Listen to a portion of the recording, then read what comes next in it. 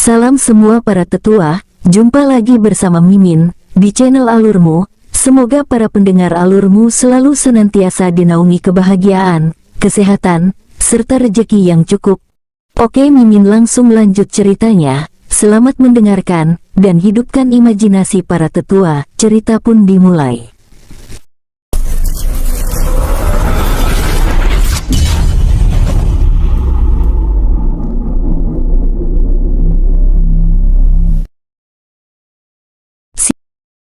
Di dalam dunia jiwa, King Ruo dan King Ling muncul di Istana Emas, menemui King Lianan, lalu beristirahat di tempat itu.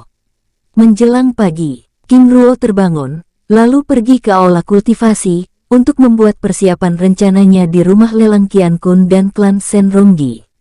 Setelah selesai membuat persiapan di tempat itu, King Ruo lalu memulihkan kekuatannya dan berkultivasi dengan tenang. Pada saat hari benar-benar telah terang, King Ruo lalu meninggalkan aula kultivasi, bergerak menuju penjara barat untuk menemui dua tawanan dari klan Shenronggi yang dia tangkap di kota Ye sebelumnya. Sosoknya muncul di halaman penjara barat. Penguasa, ucap Yulinsa dan Sipian yang sedang berjaga di tempat itu, menyambut kedatangannya dengan hormat. Kalian istirahatlah, aku ingin menemui tawanan, ucap King Ruo dengan ramah. Baik penguasa, jawabnya lalu meninggalkan tempat itu. Setelah Yulinsa dan Sipian pergi, King Ruo lalu memasuki ruangan penjara dengan tenang. Di dalam ruangan penjara, Ronggi Shou dan Ronggi Mo terus berusaha melepaskan diri dari lilitan rantai emas. Saudara, ini namanya senjata makan tuan, ucap Ronggi Mo yang kini mulai kelelahan karena sepanjang waktu terus mengedarkan kekuatannya untuk melepaskan diri dari ikatan rantai emas tersebut. Benar, tapi bagaimana bisa rantai emas ini bahkan tidak retak sedikit pun, ucap Ronggi Shou dengan heran. Karena aku telah mengubah aturan segel mantra formasi yang kalian gunakan, ucap King Ruo yang tiba-tiba memasuki ruangan. Tutuan, siapa Anda sebenarnya? Tanya Ronggi Mo dengan wajah ketakutan, menatap King Ruo yang bergerak mendekatinya dengan santai. Siapa aku itu tidak penting, alasan kalian masih hidup, karena kalian masih berguna untukku, jawab King Ruo sambil mencengkram lehernya sambil mengedarkan teknik perubahan bintang, menyerap pengetahuannya. Siapa aku itu tidak penting, alasan kalian masih hidup, karena kalian masih berguna untukku, jawab King Ruo sambil mencengkram lehernya sambil mengedarkan teknik perubahan bintang, menyerap pengetahuannya. Uye, rintihnya kesakitan, sambil melakukan perlawanan. Treng, suara petir bergema, mengisi ruangan itu, mengejutkan Ronggi Shou dan Ronggi Mo. Petir tanpa warna, ucap Ronggi Mo dan Ronggi Shou bersamaan, lalu menatap King Ruo yang tersenyum santai dengan tajam. Ternyata kamu dari klan petir, ucap Ronggi Shou. Benar, ucap King Ruo dengan santai. 10 menit kemudian, setelah selesai menyerap pengetahuan Ronggi Mo, King Ruo lalu menyerap pengetahuan Ronggi Shou. Uye, teriaknya meronta, berusaha untuk melepaskan diri, membuat King Ruo mengeratkan cengkeraman lehernya. Jika kamu terus melawan, maka aku akan membuatmu diam, ucap King Ruo sambil mengeratkan cengkeramannya, namun membuat Ronggi Shou semakin melawan. King Ruo menyeringai. Aku tidak akan membuatmu mati dengan mudah, ucapnya sambil mengeluarkan pisau hitam beracun. Saudara, itu adalah pisau beracun, ucap Ronggi Mo, berbicara melalui telepati, membuat Ronggi Shou terdiam, namun peringatan itu terlambat karena King Ruo tiba-tiba menusukkan pisau itu pada tangannya. Teriaknya kesakitan, menahan rasa sakit yang mulai membakar tubuhnya. Aku tidak pernah bercanda dengan kata-kataku, jika kamu masih bersuara, maka aku akan menusuk kedua matamu itu, membuat Ronggi Shou langsung terdiam, sambil mengeraskan rahangnya. Di sisinya, Ronggi Mo juga ikut terdiam dengan tubuh berkeringat dingin menatap King Ruo yang menoleh padanya. Sangat kejam, batinnya. 10 menit kemudian, setelah selesai menyerap pengetahuan Ronggi Shou, King Ruo lalu melempar tubuh yang masih terikat rantai emas itu dengan keras, lalu keluar dari dalam ruangan itu. Uye, Teriak Ronggi Sou yang sudah tidak mampu menahan rasa sakit di dalam tubuhnya berguling-guling kesakitan. Saudara, itu racun hitam, semakin bergerak maka semakin menjalar rasa sakitnya, ucap Ronggi Mo membuat Ronggi Sou terdiam. Ah, uye. Siapa dia sebenarnya? Mengapa begitu kejam seperti ini? Saudara, aku juga tidak tahu. Hais, andai saja cincin penyimpanan kita tidak diambil, aku mungkin bisa mengobati saudara, karena aku memiliki penawarnya, ucap Ronggi Mo dengan perasaan tidak berdaya. Di tempat lain, sosok King Ruo bergerak, meninggalkan penjara barat menuju aula kultivasi. Tidak lama kemudian, sosoknya tiba di tempat itu, lalu mulai memeriksa pengetahuan Ronggi Sou dan Ronggi Mo yang telah diserapnya. Di dalam kamar, di luar dunia jiwa, Yuan Bai dan Yuan Hei yang sedang berjaga di tempat itu merasakan dua aura bergerak mendekati kamar itu. Saudara, ucap Yuan Bai sambil mengubah tampilan wajahnya dengan sosok King Ruo, sambil meminta Yuan Hei untuk bersembunyi. Baik, ucap Yuan Hei. Tidak lama kemudian, pintu ruangannya diketuk. Tuan, kami ingin mengantarkan barang yang Tuan pesan sebelumnya, ucap seorang gadis dari balik pintu dengan hormat. Baik, ucap Yuan Bai sambil membuka pintu ruangan, menemui kedua sosok tersebut. Tuan, aku Jiu Yin Liao, manajer penginapan ini, ingin mengantarkan pesanan Tuan sebelumnya, ucap gadis cantik yang datang bersama pelayan itu memperkenalkan dirinya, sambil memberikan cincin penyimpanan yang berisi lencana emas rumah lelang Qian Kun, dan sisa uang yang masih belum digunakan. Nona Jiu Yin Liao, aku tidak mengira jika Anda dapat menyediakannya dengan begitu cepat. Terima kasih bantuannya, ucap Yuan Bai sambil mengambil lencana emas yang ada di dalamnya, lalu mengembalikan cincin penyimpanan yang masih berisi 1.500.000 kristal jiwa abadi pada Jiu Yin Liao. Tuan ini, Nona, itu adalah ucapan terima kasihku. Mohon diterima, ucap Yuan Bai dengan hormat. Tapi Tuan, ini terlalu banyak. Jiu Yin Liao menyanggah.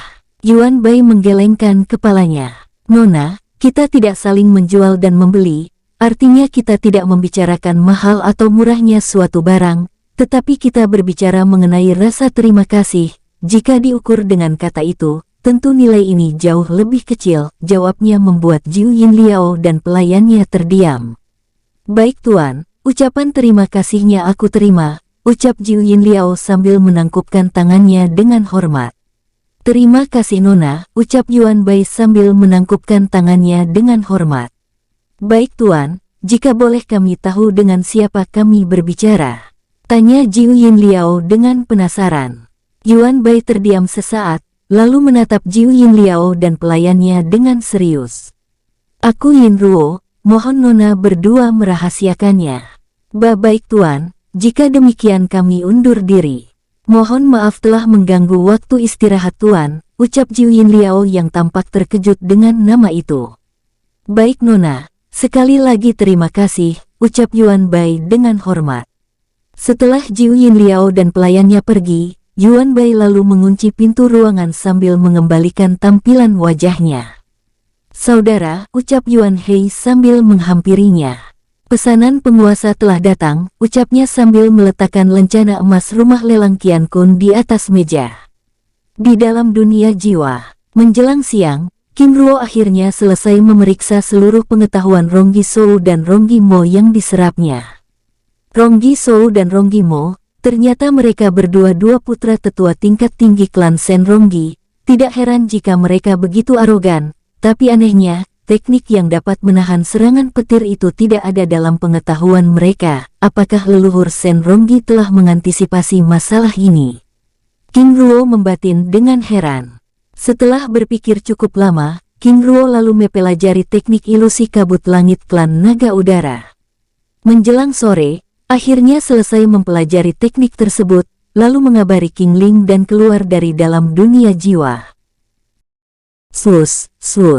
Sosoknya muncul di dalam kamar. Penguasa, ucap Yuan Bai dan Yuan Hei dengan hormat. Duduklah, ucap King Ruo dengan tenang.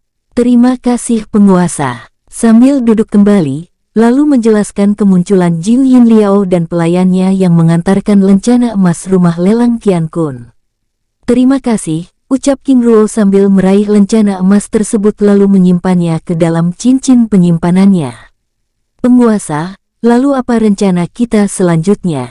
tanya Yuan Bai. "Aku ingin kalian tetap berada di tempat ini. Jika Nona Jiu Yin Liao datang kembali, katakan saja bahwa aku ingin beristirahat dan tidak ingin diganggu," jawab King Ruo. "Baik penguasa." Setelah berbincang-bincang sejenak, King Ruo lalu meninggalkan ruangan itu. Dengan menggunakan tampilan Ying Yin dan pengetahuan Ronggi Shou dan Rongki Mo, King Ruo lalu bergerak menuju pusat kota Changfeng dengan tenang. Di jalanan kota Changfeng, lelang masih 2 hari lagi, namun kota ini masih begitu sepi, ucap King Ruo dengan heran saat melihat jalanan kota Changfeng yang tidak begitu padat. Setelah bergerak cukup lama, King Ruo akhirnya tiba di kawasan rumah lelang Qian Kun, menatap jalan utama tempat itu dengan terdiam. Ternyata mereka sudah berkumpul di sini. Membantin saat melihat antrian panjang yang bahkan sudah berada di luar gerbang rumah lelang tersebut. King Ruo terdiam sesaat, berpikir mencari cara untuk melancarkan aksinya. Menggunakan lencana emas rumah lelang, itu tidak mungkin karena akan menarik perhatian banyak orang. Jika antri pasti ini akan memerlukan waktu besok pagi. "Lencana klan Senronggi," ucapnya sambil mengeluarkan lencana milik Rongki Shou, lalu melewati antrian panjang yang sedang berdesakan di sepanjang jalan tersebut. "Tuan, jangan arogan seperti ini. Lihatlah yang lain. Kami bahkan dari malam sudah di sini." Tapi sosok paruh baya tersebut langsung terdiam saat King Ruo menunjukkan lencana klan Senronggi, membuat sosok paruh baya itu terdiam.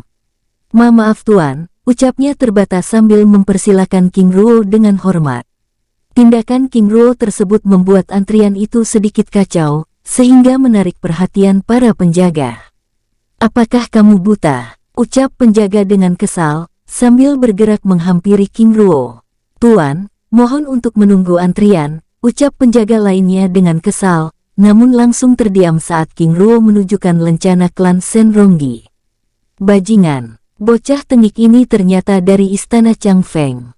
Membatin kesal. "Silakan, tuan," sambil mempersilakan King Ruo masuk.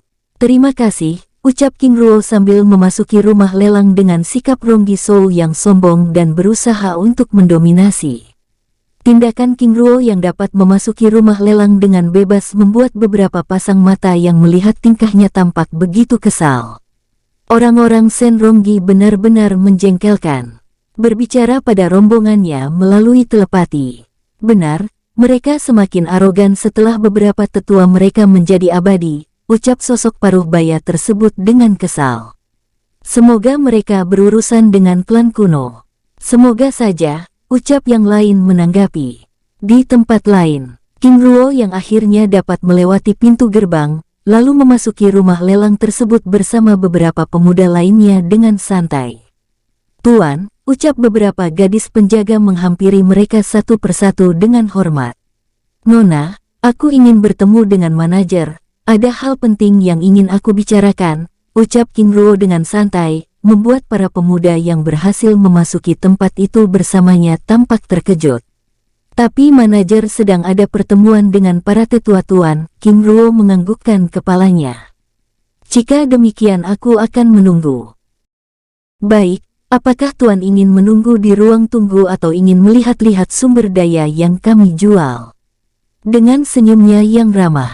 "Ide yang luar biasa." "Baik," ucap King Ruo dengan penuh semangat. "Mari tuan," ucap gadis tersebut dengan gembira.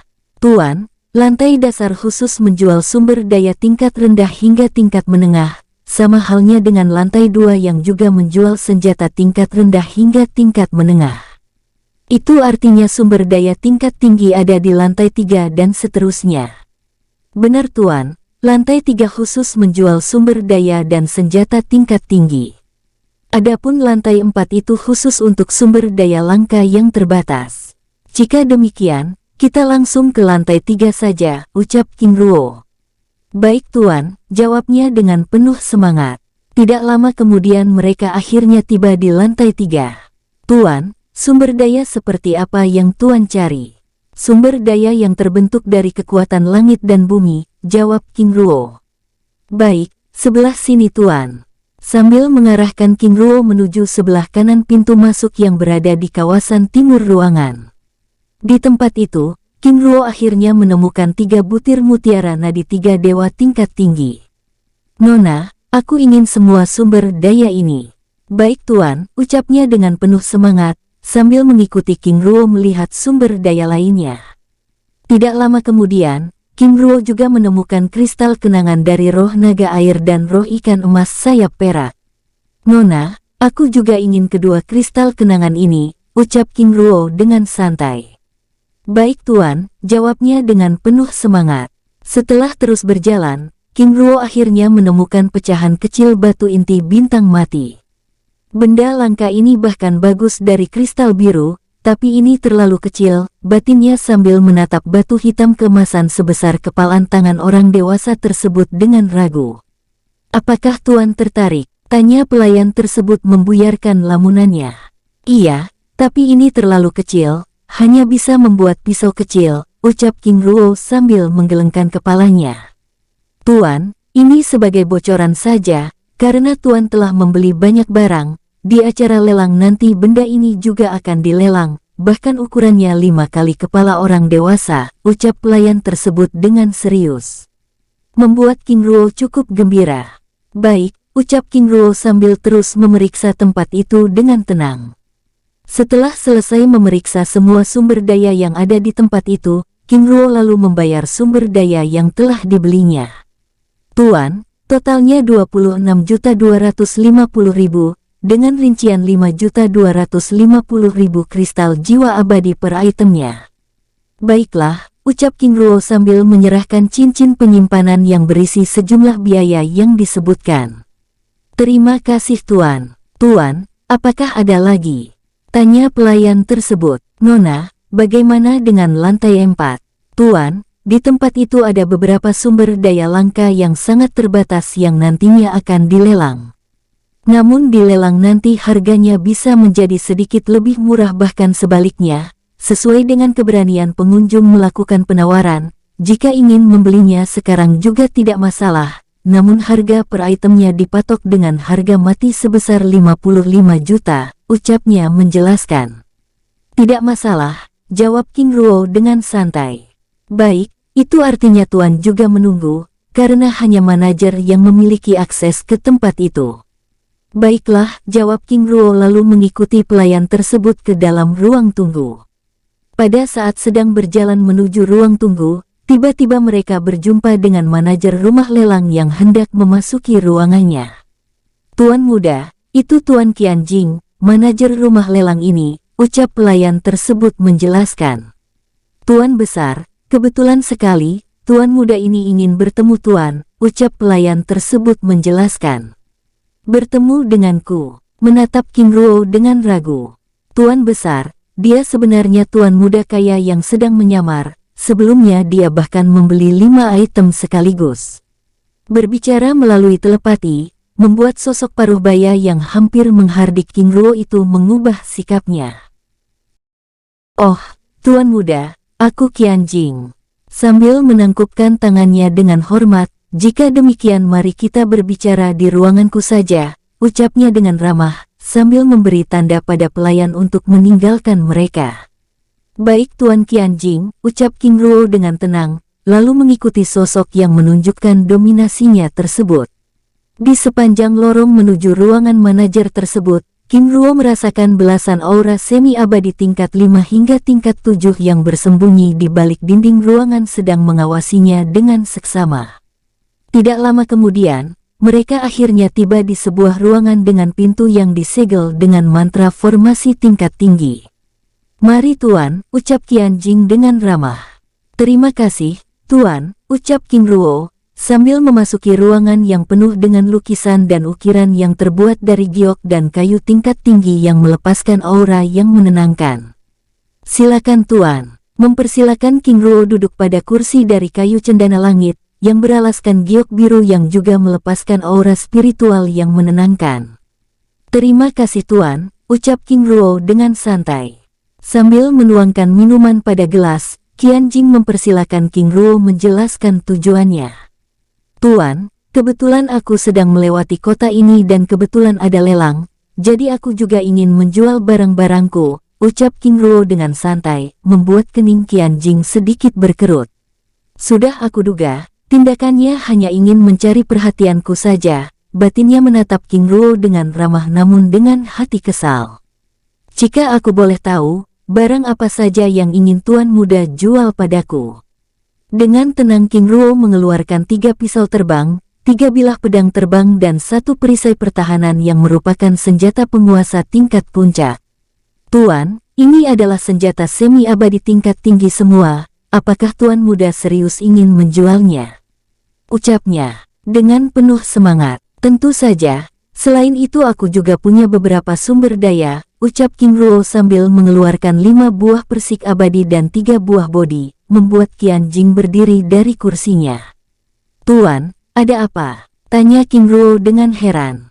"Tuan, buah-buahan abadi ini, dari mana Tuan mendapatkannya?" tanyanya dengan wajah serius. King Ruo menggelengkan kepalanya. "Itu rahasia, Tuan," ucapnya sambil tersenyum penuh arti. "Tuan Muda benar, tapi aku ingin memastikan sekali lagi, apakah ini dilelang atau dijual?" tanyanya dengan wajah serius. "Dijual Tuan, jika dilelang itu artinya aku harus menunggu beberapa hari lagi, sedangkan aku akan melanjutkan perjalanan," jawab King Ruo dengan serius. "Baiklah, jika demikian silakan Tuan Muda menentukan harga," ucapnya dengan hormat. King Ruo menggelengkan kepalanya. "Silakan Tuan yang menilai, aku mengikuti saja."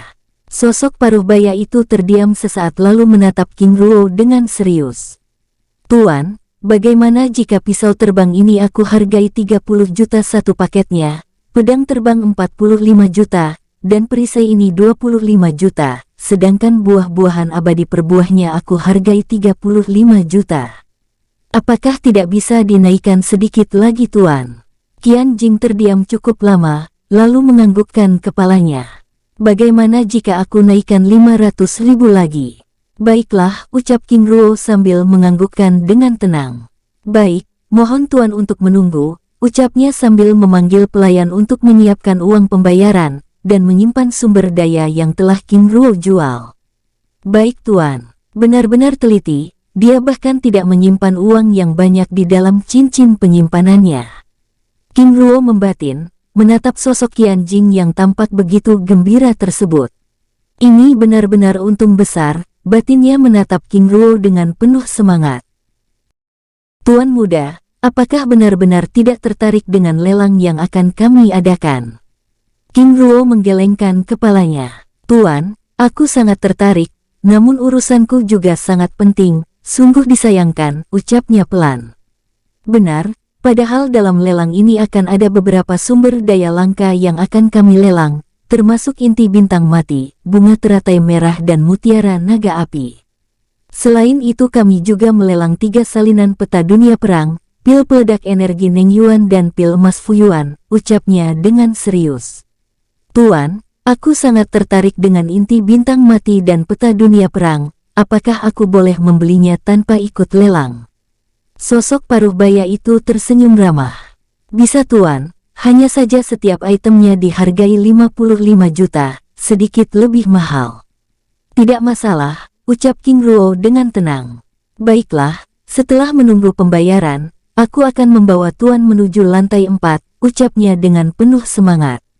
"Baiklah," ucap King Ruo dengan tenang. Pada saat mereka sedang berbincang-bincang, tidak lama kemudian seorang pelayan memasuki ruangan.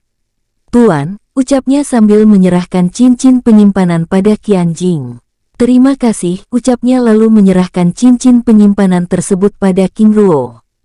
"Tuan Muda, jumlah seluruhnya 435 juta, dengan rincian." "Tuan, tidak perlu," ucap King Ruo yang juga sudah menghitung jumlah uang tersebut dengan santai. "Baik, apakah Tuan Muda tidak ingin memeriksanya?" Saat melihat King Ruo langsung menyimpan cincin tersebut ke dalam cincin penyimpanannya. "Tuan, aku percaya dengan reputasi rumah lelang ini," ucap King Ruo dengan hormat. "Terima kasih Tuan," ucapnya dengan gembira lalu membawa King Ruo menuju lantai 4 rumah lelang tersebut. Di lantai 4, sosok paruh baya tersebut langsung menunjukkan inti bintang mati dan peta dunia perang pada King Ruo. "Tuan, aku mau kedua benda ini," ucap King Ruo. "Baik Tuan, untuk inti bintang mati ini aku kurangi 10 juta dan peta dunia perang ini, aku kurangi 5 juta. "Baiklah," ucap King Ruo sambil menyerahkan cincin penyimpanan yang berisi 95 juta kristal jiwa abadi. "Terima kasih, Tuan." Sambil menerima cincin penyimpanan dari King Ruo, "Apakah Tuan tidak ingin melihat yang lainnya seperti bunga teratai merah ini?" King Ruo menggelengkan kepalanya. "Tuan, bunga teratai merah aku juga punya, apalagi pil peledak energi Neng Yuan dan pil emas Fuyuan. Aku rasa ini sudah cukup, tapi apakah Tuan juga menjual kitab teknik tingkat tinggi?" Qian Jing menggelengkan kepalanya. Di lantai 2 ada beberapa jenis teknik biasa, tapi itu tingkat menengah dan tidak lengkap, karena teknik rahasia adalah akar dari kekuatan sebuah klan dan jarang ada yang menjualnya, ucapnya menjelaskan. King Ruo menganggukkan kepalanya. "Tuan benar, Tuan, mengenai bunga teratai merah, pil peledak energi Neng Yuan dan pil emas Fuyuan, apakah aku bisa membelinya?" Menatap King Ruo dengan serius. "Tuan, aku memilikinya dengan membeli di tempat lain, jadi aku tidak ingin menjualnya," jawab King Ruo menjelaskan. "Baiklah Tuan, aku mengerti," ucapnya dengan hormat. "Tuan Qian Jing, karena aku akan melanjutkan perjalanan, aku undur diri dulu," ucap King Ruo dengan hormat. "Baik Tuan muda, mari," ucapnya hendak mengantarkan King Ruo keluar ruangan, namun segera King Ruo tolak. "Tidak perlu Tuan, karena aku tidak ingin yang lain melihat," ucap King Ruo penuh arti. "Ah, aku mengerti maksud Tuan muda," ucapnya sambil menangkupkan tangannya dengan hormat. "Senang berbisnis dengan Tuan, semoga kelak kita dapat berjumpa kembali," ucap King Ruo sambil menangkupkan tangannya dengan hormat. "Tuan muda, aku juga berterima kasih, kedatangan Tuan benar-benar menambah nilai lelang kami.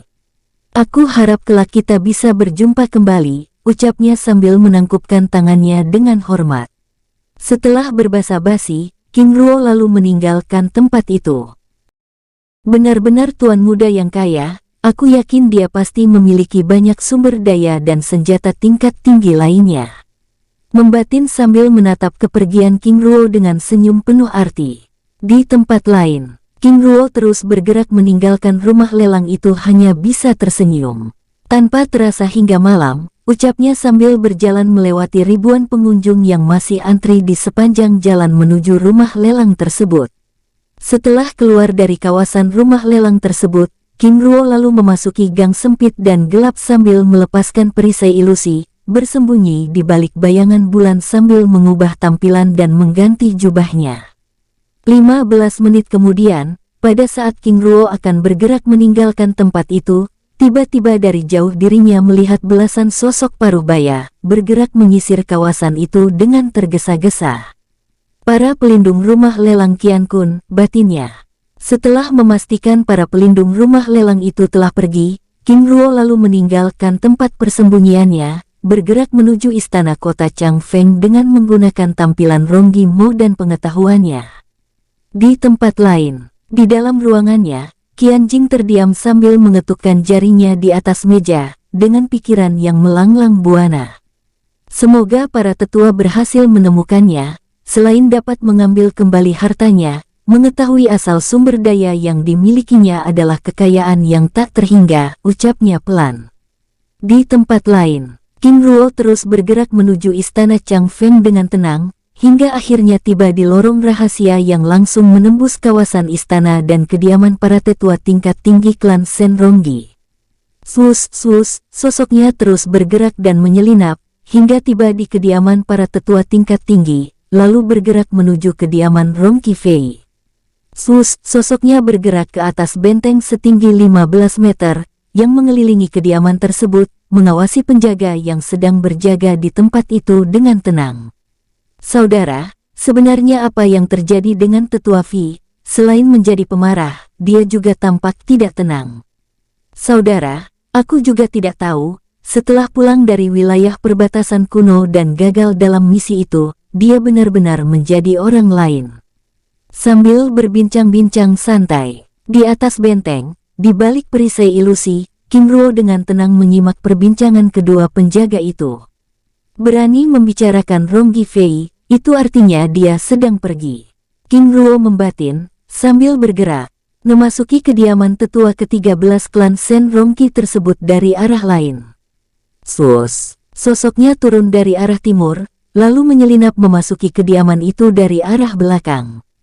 Benar-benar sepi. King Ruo membatin saat menemukan beberapa pelayan yang sedang beristirahat di dalam ruangannya. Tidak lama kemudian, King Ruo akhirnya tiba di ruangan utama kediaman tersebut yang dijaga oleh dua prajurit, kultivator semi-abadi tingkat 7 tahap dasar.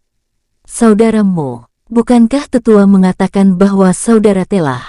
Kedua prajurit itu langsung terdiam saat King Ruo memberi tanda pada mereka untuk diam. Saudara, apakah Tetua Fei ada di dalam? Saudara, Tetua Fei dan yang lainnya sedang ada di kediaman Tetua Agung, ada pertemuan penting di sana. King Ruo menganggukkan kepalanya, lalu menatap kedua prajurit tersebut dengan serius. Kebetulan sekali saudara, ada hal penting yang ingin aku bicarakan. Maksud saudara? Tanya prajurit tersebut dengan serius.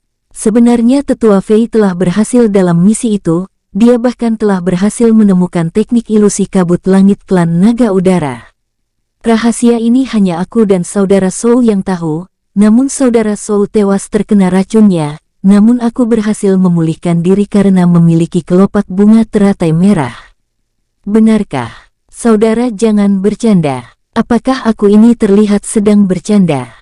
Jika demikian, biarkan aku membuktikan ucapanku. Ucap King Ruo dengan serius. Maksud saudara, aku yakin dia tidak akan berani membawa kitab teknik ilusi kabut langit klan naga udara bersamanya. Sambil menatap pintu ruangan itu dengan serius. Apakah saudara ingin memeriksa ruangannya? Benar, jawab King Ruo dengan tenang. Tapi saudara, jika kalian tidak mengizinkan, bagaimana aku bisa membuktikan diri? Ucap King Ruo dengan serius. Membuat kedua prajurit itu terdiam. Saudara berdua jaga pintu ini, aku yang akan memeriksanya. Jika aku tidak menemukan bukti itu, maka silakan saudara berdua menangkapku. Kedua prajurit yang masih terdiam itu lalu menganggukkan kepalanya. Jika Tetua Fei datang, beri aku tanda, ucap King Ruo sambil memasuki ruangan tersebut. Baiklah, ucap kedua prajurit tersebut dengan tegang. Di dalam ruangan, King Ruo lalu menyegel tempat itu, sambil mengedarkan mata emas memeriksa ruangan itu dengan seksama. Tiba-tiba King Ruo melihat dinding yang tersegel. Pintu rahasia, batinnya sambil melepas segel cakram emas langit Ling. Segel tersebut membuka pintu rahasia tersebut. Benar dugaanku, Ronggi Fei ini sama dengan Qian Jing yang tidak menyimpan kekayaannya pada cincin penyimpanannya. Orang-orang kota Changfeng memang beda, ucap King Ruo sambil memasuki ruangan itu. Di dalam ruangan itu King Ruo menemukan ratusan juta kristal jiwa abadi tertumpuk, berbagai senjata, sumber daya dan berbagai teknik rahasia lainnya. Benar-benar kaya, ucap King Ruo sambil menyimpan semua harta tersebut ke dalam cincin penyimpanan. Setelah selesai menguras semua kekayaan Ronggi Fei, King Ruo lalu menggantinya dengan meletakkan setengah salinan teknik ilusi kabut langit klan naga udara di dalam ruangan itu. Ronggi Fei, segel mantra formasi ruangan ini kurang kuat, ucapnya, lalu keluar dari dalam ruangan rahasia tersebut. Di dalam ruangan utama, King Ruo lalu mengeluarkan kitab teknik ilusi kabut langit klan naga udara. Saudara, masuklah, aku telah menemukannya, ucap King Ruo memanggil kedua prajurit yang sedang berjaga, mengejutkan mereka. Dengan bergegas, kedua prajurit tersebut memasuki ruangan, melihat King Ruo memegang gulungan teknik ilusi kabut langit klan naga udara di tangannya. Saudara ini, menatap King Ruo dengan serius. Sudah aku katakan sebelumnya, ucap King Ruo dengan serius. Pada saat kedua prajurit tersebut hendak melihat gulungan teknik tersebut, tiba-tiba King Ruo menarik tubuh mereka dan melemparnya ke dalam dunia jiwa. Setelah membersihkan jejak auranya di tempat itu, King Ruo lalu bergerak menuju kediaman Ronggi Wanchong. Kediaman tetua agung klan Shen Ronggi. Hadir di tempat itu, Ronggi Fei, Ronggi Wanchong, para pangeran, Kaisar Rongki Chang Hong dan tetua tingkat tinggi lainnya. Masih ada waktu 1 bulan lagi, masih ada waktu untuk mempersiapkan diri, tapi aku ingin kalian yang pergi, harus benar-benar mempersiapkan diri, karena dunia perang bukanlah tempat untuk bermain seperti gurun abadi, ucap Ronggi Chang Hong dengan serius, sambil menatap Ronggi Wanchong yang tertunduk lesu. Benar, setidaknya kalian perlu artefak pertahanan, walaupun tidak membawa hasil setidaknya keluar dari tempat itu dengan selamat, ucap sosok paruh baya dengan rambut putih terurai. Tetua Agung benar, ucap Ronggi Chang Hong, sambil berbincang-bincang santai di tempat itu. Di tempat lain, King Ruo terus bergerak, meninggalkan kediaman Ronggi Wanchong, setelah menguras kekayaannya. Tidak hanya itu, King Ruo juga meninggalkan salinan tidak lengkap kitab teknik ilusi kabut langit klan naga udara. Sama seperti yang dia lakukan pada Ronggi Fei. Sosoknya terus bergerak menuju kediaman Ronggi Chang Hong, berharap menemukan teknik terlarang klan Shen Ronggi.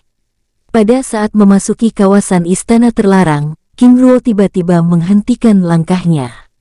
Ling Er benar, ternyata mereka memiliki sosok abadi, bahkan lebih dari satu, batinnya dengan perasaan ragu. Setelah berpikir cukup lama, King Ruo lalu meninggalkan tempat itu, bergerak menuju kediaman tetua pertama hingga tetua kelima, menjarah semua kekayaan mereka dan menggantikannya dengan sumber daya dan senjata tingkat rendah. Tempat yang aman selalu lemah dalam pengawasan, King Ruo membatin sambil keluar dari kawasan istana, kembali menuju penginapan Huayin. Menjelang pagi, King Ruo akhirnya tiba di kamarnya. Penguasa, ucap Yuan Bai dan Yuan Hei, menyambut kedatangannya dengan hormat. Duduklah, ucap King Ruo dengan ramah. Baik penguasa, Yuan Bai, Yuan Hei, apakah ada yang mencariku? Tidak ada penguasa. Baik, ucap King Ruo meminta mereka berjaga, sedangkan dirinya beristirahat di dalam dunia jiwa. Sosoknya lenyap dari pandangan kedua kera dari neraka kecil tersebut. Di dalam dunia jiwa, King Ruo muncul di istana naga emas, menemui Yin Gan dan rombongannya. Penguasa, ucap Long Ke dan rombongannya dengan hormat. Duduklah.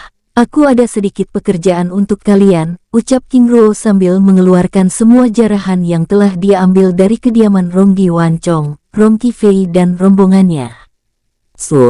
Tumpukan kristal jiwa abadi, sumber daya dan berbagai jenis senjata dan kitab teknik, menumpuk di halaman istana, membuat Yin Gan dan rombongannya ternganga. Penguasa, ini, tanya Yin Gan dengan heran. Ini milik para petinggi klan Shen Ronggi. Aku ingin kalian menyusunnya, selain itu aku juga ingin kalian mencari kitab teknik yang berkaitan dengan klan tersebut. Baik penguasa, baiklah, aku pergi dulu, ucapnya hendak meninggalkan tempat itu, namun langkahnya terhenti saat cincin penyimpanan dari Qian Jing bergetar di dalam cincin penyimpanannya.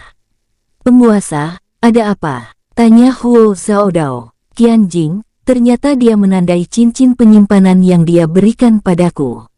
Sambil memeriksa cincin tingkat dewa yang ada di tangannya.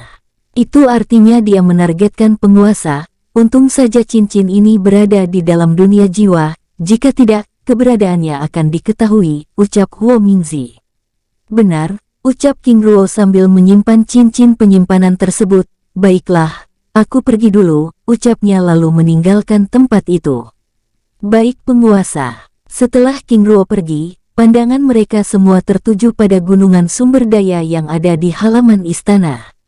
Ini adalah kebiasaan penguasa, yang berurusan dengannya akan selalu apes, ucap Huo Mingzi terkekeh.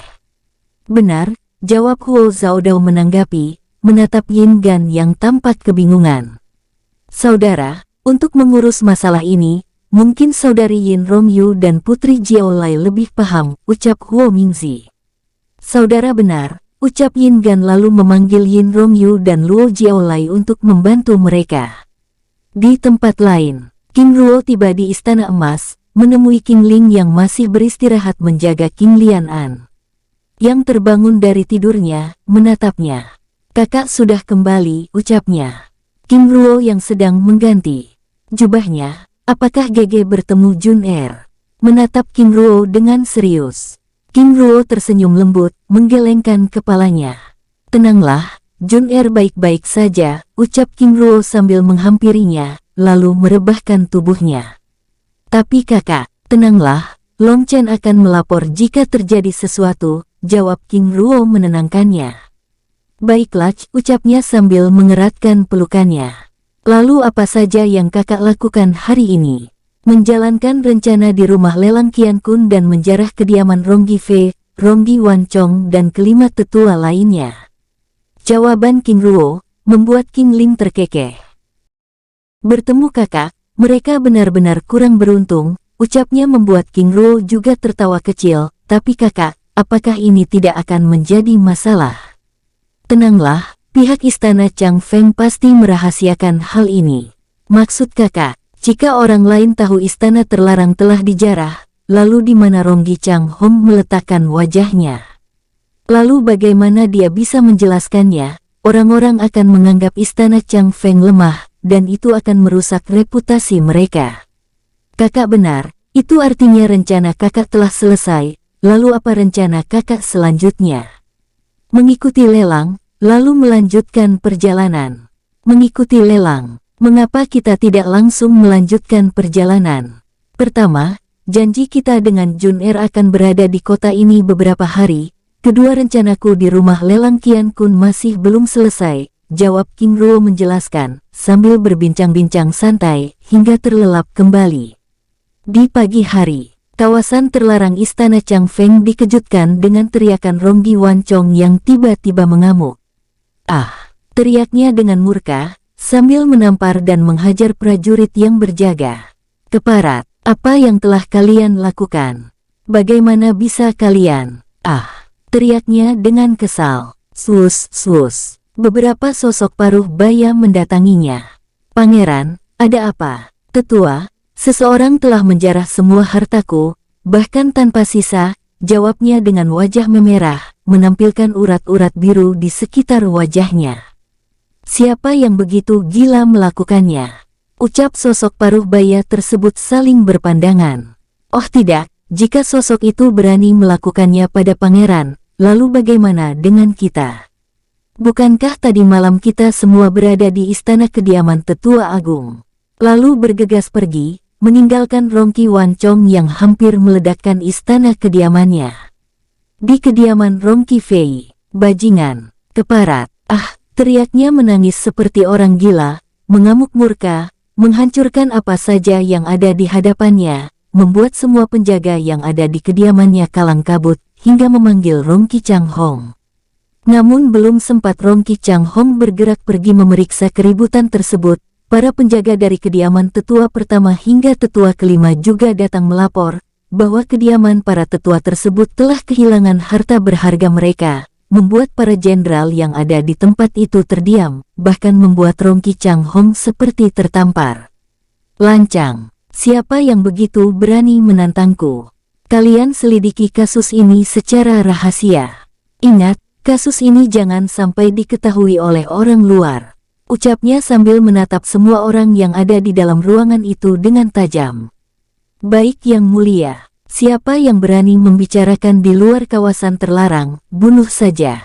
Ucapnya dengan tegas sambil bergerak memeriksa kekacauan tersebut.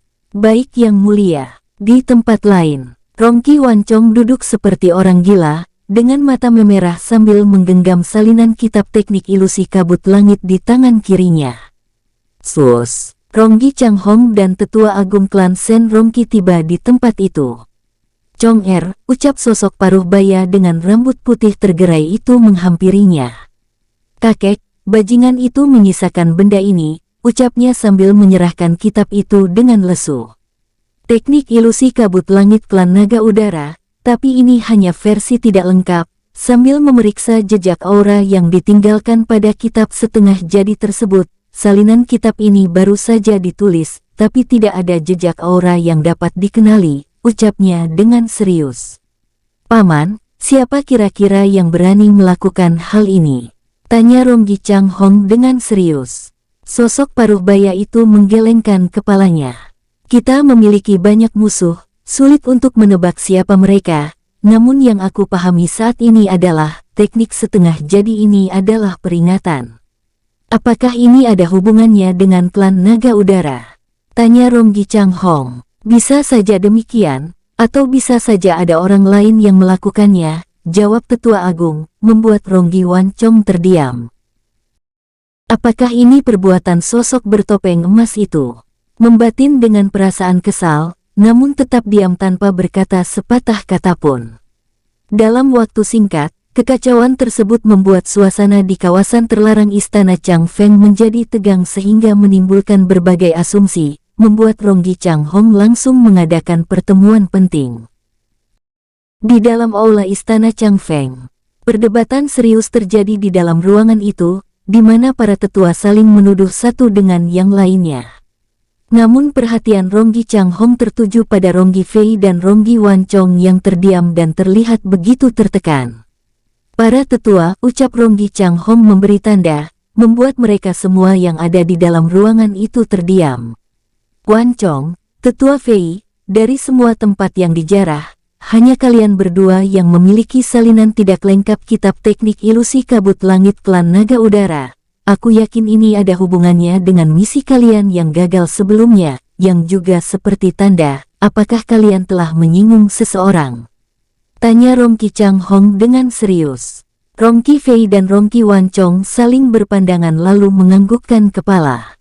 Kalian, ucap tetua yang lainnya dengan kesal, namun tindakan para tetua langsung dihentikan oleh Tetua Agung. Beri mereka ruang untuk memberi penjelasan, ucapnya dengan tenang, sambil menatap Ronggi Fei dan Ronggi Wancong dengan serius. Tetua Agung, kegagalan kami dalam misi sebelumnya karena sosok bertopeng emas, ucap Ronggi Fei terbata. Sosok bertopeng emas, berapa banyak mereka? Tanya Ronggi Chang Hong dengan serius.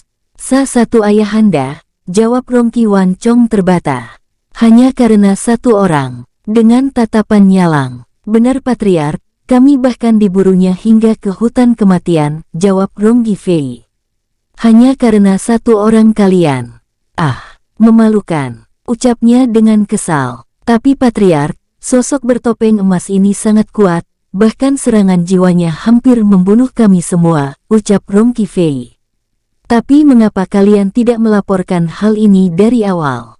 Kami tidak mengira masalah ini akan menjadi panjang Patriark. Dasar bodoh. Mana ada orang melepaskan masalah mereka begitu saja. Kalian benar-benar, dengan wajah kesalnya. Penjarahan ini begitu rapi, aku rasa ini dilakukan lebih dari satu orang. Apakah sebelumnya kalian juga menyinggung orang lain? Tanya Tetua Agung. Ronggi Fei menganggukkan kepalanya. Seorang pemuda di rumah lelang Qian Kun, di kota Ye, jawabnya sambil menjelaskan masalah itu dengan detail hingga hilangnya Ronggi Mo dan Ronggi Shou.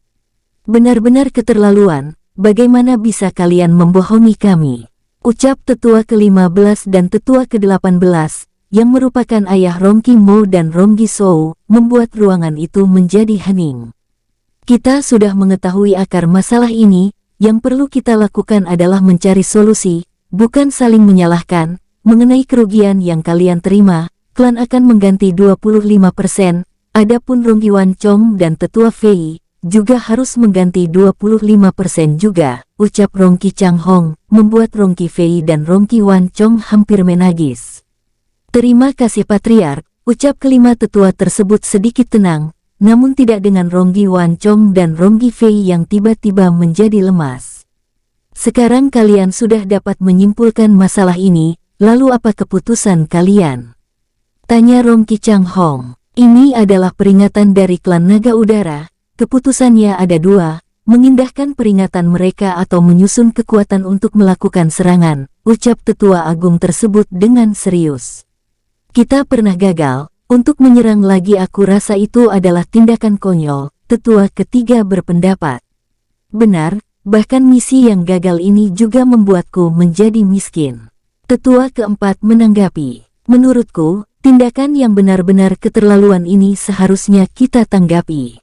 Patriark, beri aku 1000 prajurit di tingkat 8 dan 20 kultivator di tingkat 9. Selain itu mohon bantuan Patriark untuk meminta bantuan pada leluhur kedua dan ketiga, biarkan aku menghapus gurun abadi itu.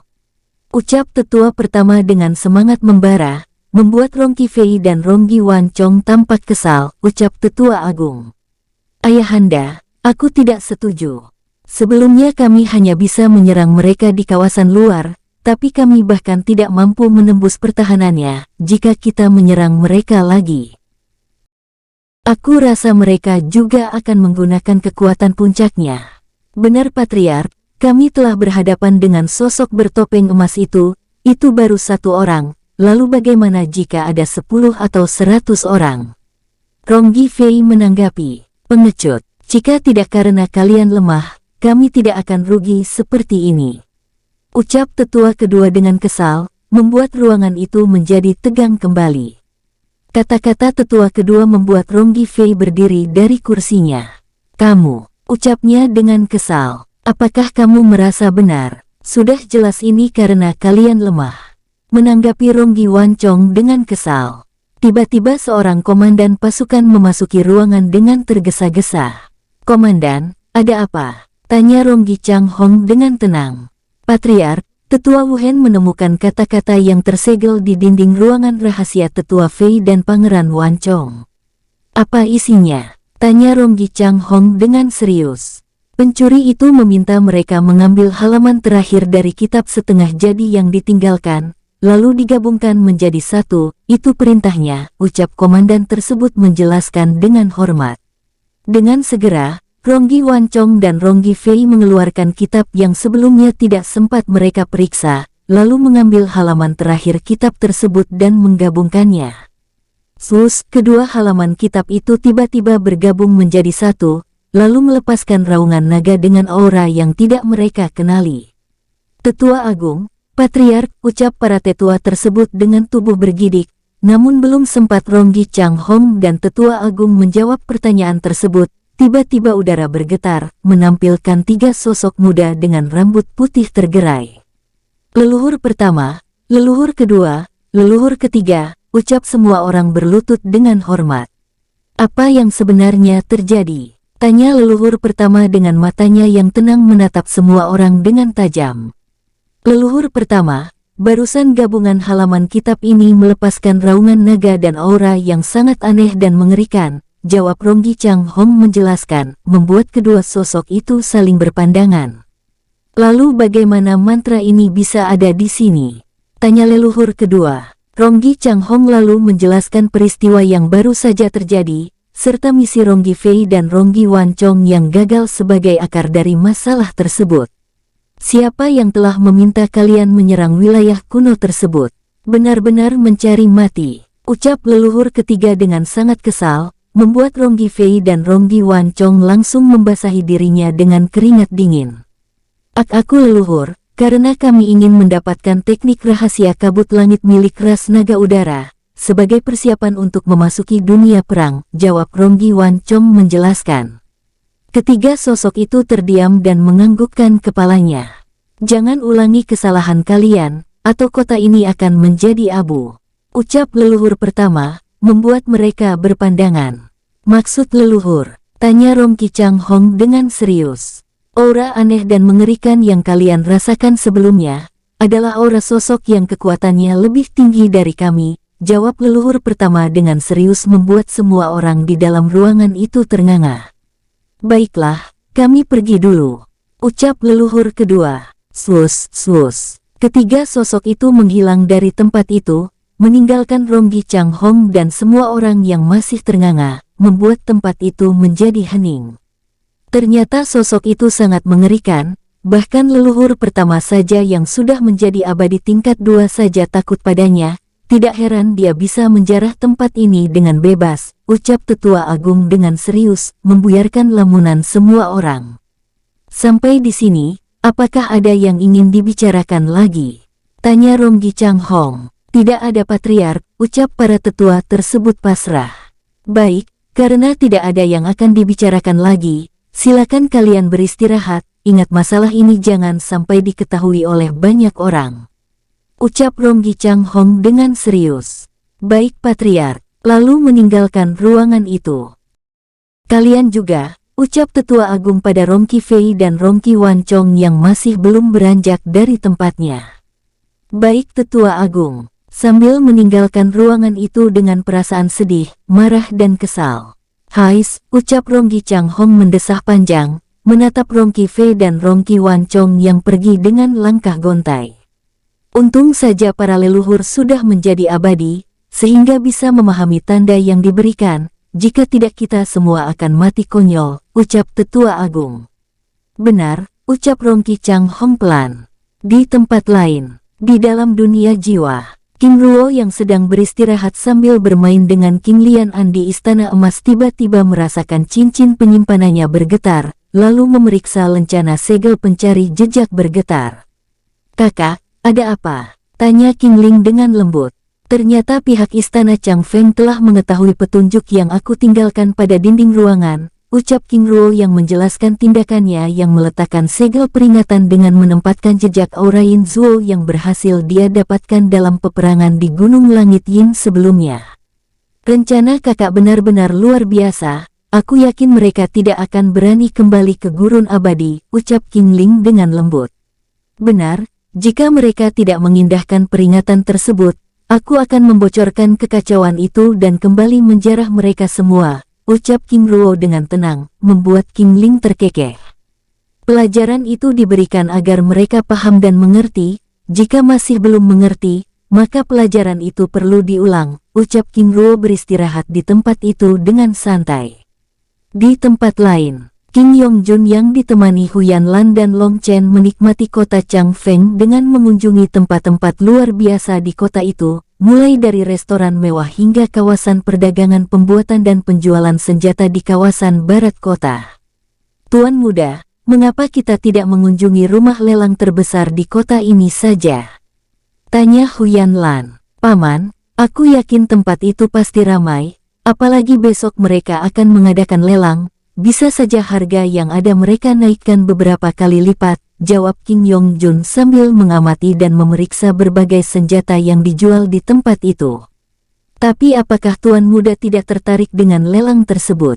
Tanya Long Chen. Paman, bukankah ayah akan hadir di tempat itu? Aku khawatir kehadiranku akan mengganggu pekerjaannya. Jawab King Yongjun dengan santai. Tuan muda benar, ucap Huyan Lan, sambil mengawasi tempat itu dengan waspada. Dari jauh, beberapa pasang mata terus mengikuti dan mengawasi mereka dengan seksama. Saudara, sudah aku duga jika bocah itu pasti orang penting, bahkan aku tidak dapat membaca tingkat kekuatan kedua penjaganya. Bukankah kekuatan mereka ada di tingkat 5 tahap puncak? Itu pengalihan, karena lingkaran kekuatan mereka seperti tidak stabil, ucap penjaga penginapan Chang Feng sambil mengawasi King Yongjun dan rombongannya dengan diam-diam. Pada saat mereka terus bergerak, tiba-tiba mereka melihat satu kelompok terus bergerak mengawasi King Yongjun dan rombongannya dengan seksama. Saudara, mereka, tunggu tuan muda itu keluar dari tempat ini, ucap pemimpin kelompok dari penginapan tersebut sambil mengawasi kelompok asing tersebut dengan seksama. Menjelang malam, pada saat kristal cahaya yang ditempatkan di seantero kota Chang Feng mulai menyala, King Yongjun lalu membawa Long Chen dan Huyan Lan meninggalkan kawasan perdagangan senjata dan sumber daya tersebut untuk kembali menuju penginapan. Setelah King Yongjun pergi, para pengawal dari penginapan tersebut juga ikut bergerak, namun pada saat berada di luar kawasan perdagangan tersebut, mereka tiba-tiba dihadang oleh kelompok asing yang juga mengikuti King Yongjun. Lancang, berani-beraninya kalian menghadang kami, ucap pemimpin pasukan dari penginapan dengan tegas. Kalian yang begitu lancang, berani mengikuti tuan muda kami, apakah kalian sudah bosan hidup? Ucap Mao Bing dengan tatapan penuh kemarahan. Tuan muda, siapa kalian? Tanya pemimpin kelompok penjaga penginapan dengan serius. Anak kecil itu adalah tuan muda kami, dan kedua sosok itu adalah saudara kami. Jika lecet sedikit saja kulitnya, kalian dan kota Changfeng ini akan lenyap menjadi abu. Ucap Mai Xian dengan serius membuat para penjaga rumah lelang tersebut saling berpandangan. Kalian jangan bercanda, jika mereka adalah tuan muda kalian, mengapa kalian tidak ikut bergabung bersamanya? Ini adalah perintah tuan kami untuk melindungi tuan muda dengan diam-diam, ucap Mai Chao menjelaskan. Jika orang lain mungkin bisa kalian tipu, tetapi tidak dengan kami. Sebaiknya tinggalkan tuan muda itu dan jangan pernah muncul lagi atau kami akan menghajar kalian. Ucap pemimpin pasukan dengan serius, membuat tempat itu menjadi tegang. Jangan tidak tahu diri kalian, ucap Mao Bing dengan kesal, sambil mengedarkan kekuatan puncaknya. Diikuti Mao Tang, Mai Xian dan Mai Chao, membuat para penjaga penginapan itu bergerak mundur. Kalian, dengan tatapan kesal, kemunculan aura semi-abadi tingkat 9 tahap puncak itu juga langsung menarik perhatian semua orang yang ada di tempat itu. Sus, sus. 3 sosok berjubah emas muncul di tempat itu. Jika ingin bertarung, silakan di luar kota, ucap sosok tersebut dengan tegas, menatap 2 kelompok yang akan bertikai tersebut dengan tegas. Kebetulan sekali, jika kalian ingin kota ini aman, tangkap para penguntit ini. Ucap Mao Tang dengan serius. Penguntit, kalian yang menguntit tuan muda itu. Kami di sini untuk melindunginya. Melindunginya.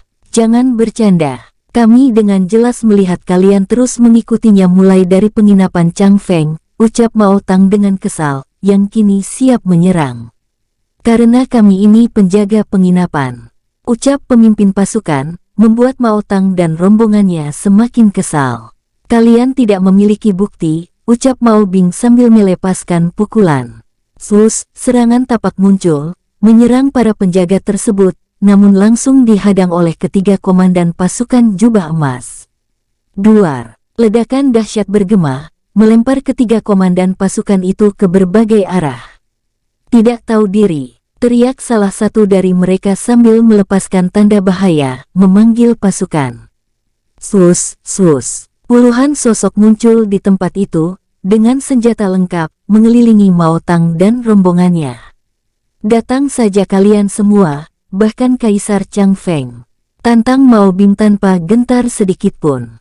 Sus, sus. Para jenderal muncul, menatap kedua kelompok yang siap bertempur dengan tajam. Siapa yang begitu lancang ingin membuat masalah di tempat ini?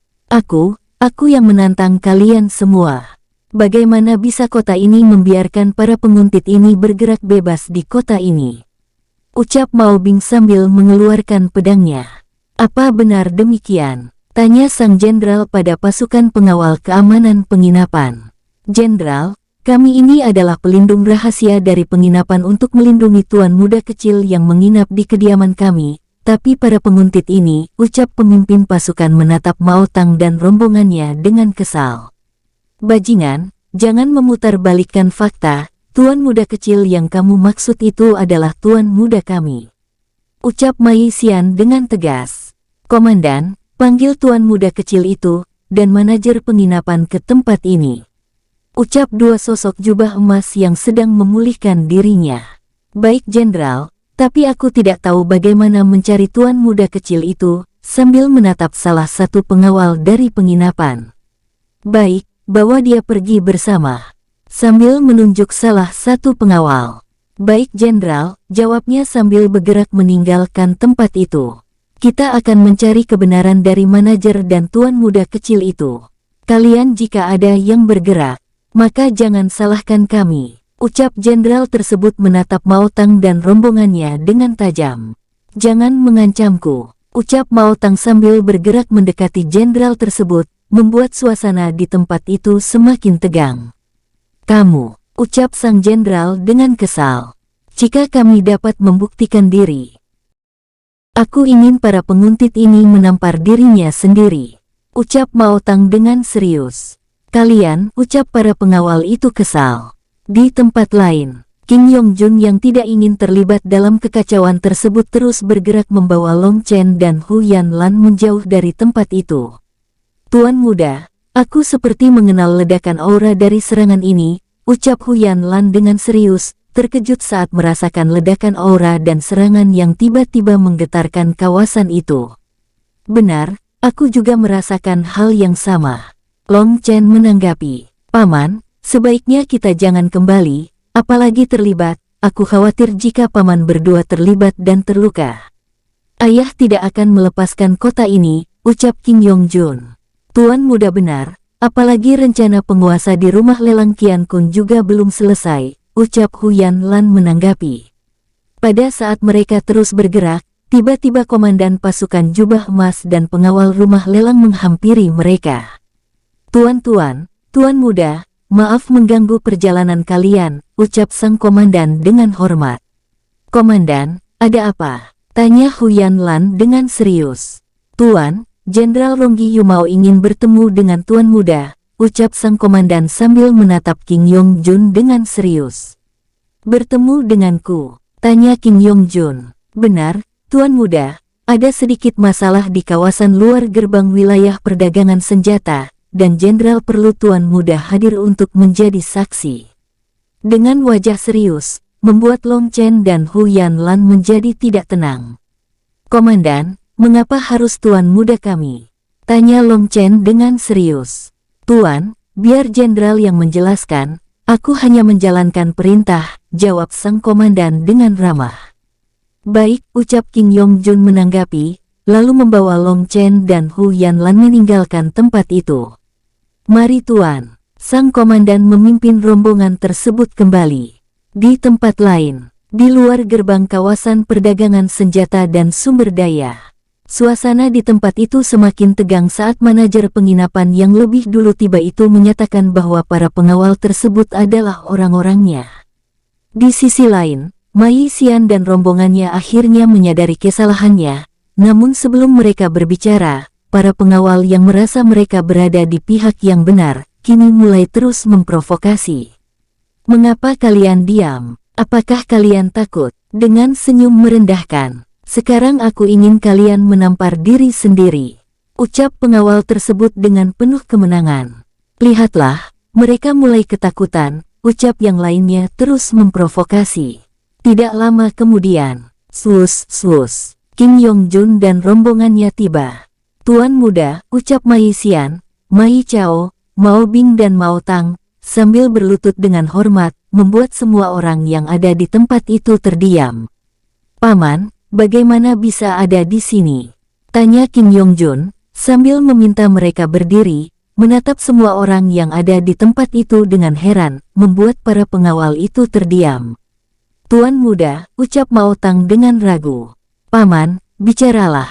Dengan ramah dan hormat, sebelumnya kami ditugaskan oleh Tuan Besar untuk mengawasi Tuan Muda dengan diam-diam, tiba-tiba kami melihat mereka mengawasi dan mengikuti Tuan Muda, dan ternyata mereka juga ditugaskan oleh manajer penginapan untuk melindungi Tuan Muda, ucap Mao Bing menjelaskan. Kim Yong Jun menganggukkan kepalanya. Aku mengerti, itu artinya kalian saling salah paham. Benar Tuan Muda, ucap Mao Bing. Kim Yong Jun lalu mengalihkan pandangan pada sang jenderal, namun belum sempat dirinya berbicara, tiba-tiba Ronggi Yumao berbicara. Itu artinya masalah ini sudah selesai, tetapi bukan berarti kalian bisa bebas begitu saja, ucapnya dengan tegas.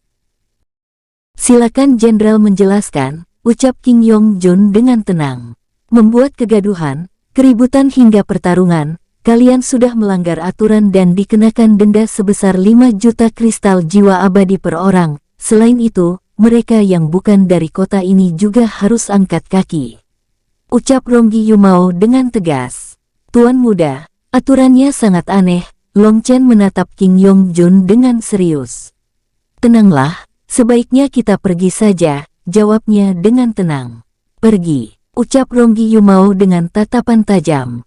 Jenderal, urusannya sudah selesai, lalu apalagi yang harus dibicarakan, ucap Kim Yong Jun dengan tenang. Urusan sudah selesai. Apakah kamu mengabaikan aturan kota ini? Ucap Ronggi Yumao yang mulai kesal. Jenderal, aturannya benar-benar tidak masuk akal, membayar tetapi disuruh pergi, bukankah itu lucu? Selain itu, tujuan kami datang ke kota ini adalah untuk beristirahat dan berlindung, tetapi kalian malah ingin memeras dan mengusir kami. Bahkan orang gila juga tidak mau melakukannya. Kamu menatap Kim Yong Jun dengan kemarahan menyala. Ronggi Yumao, jaga sikapmu. Ucap Huyan Lan, hendak menyerang sang jenderal, namun segera dihentikan oleh Kim Yong Jun. Paman, tidak perlu ditanggapi, ucap Kim Yong Jun dengan tenang. Baik Tuan Muda, dengan sikapnya yang hormat, Jenderal, menurutku masalah ini sudah selesai, jadi kami undur diri, ucap Kim Yong Jun sambil membawa Mao Bing dan rombongannya meninggalkan kota itu. Bersambung, sampai ketemu di episode selanjutnya. Semoga kalian semua selalu terhibur, dan terima kasih.